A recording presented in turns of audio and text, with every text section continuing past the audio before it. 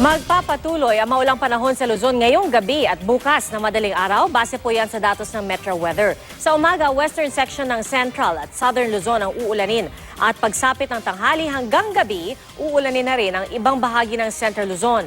Mataas din ang tsansa ng ulan sa Metro Manila bukas at babala ng pag-asa. Posible makaranas ng flash floods at landslides bukas ang Metro Manila at mga lalawigan ng Ilocos Sur, La Union, Pangasinan, Zambales, Bataan, Cavite, Batangas at Mindoro. Sa Visayas, kalat-kalat ang ulan lalo na sa western at eastern section.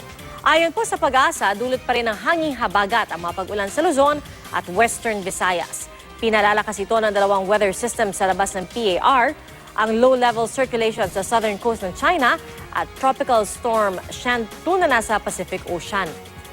Habagat din ang nagdudulot ng mahigit 4 na metrong alon sa western seaboards ng central at southern Luzon. Delikado po ang pumalaot dyan yung mga maliliit na sasakyang pandagat. Thunderstorms naman na asahan sa Zamboanga Peninsula, Soc Sargen at Caraga Region sa Mindanao.